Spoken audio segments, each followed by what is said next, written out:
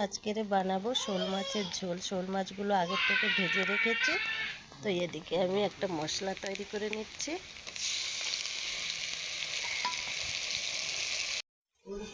এখানে দিয়েছি পেঁয়াজ কাটা, লঙ্কা কাটা, রসুন বাটা, আদা বাটা, লঙ্কার গুঁড়ো, হলুদ গুঁড়ো, ধনে গুঁড়ো, জিরে গুঁড়ো। তো এগুলোকে ভালো করে কষিয়ে নেব।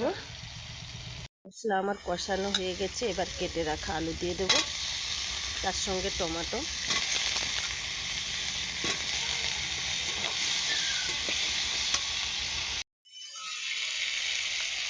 লবণ দিয়ে দেবো।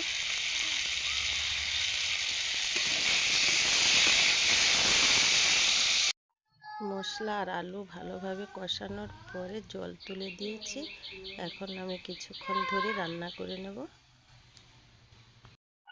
ঝোল অনেকটা ফুটে গেছে, আলুও সিদ্ধ হয়ে গেছে। এবার ভেজে রাখা মাছগুলো দিয়ে দেব।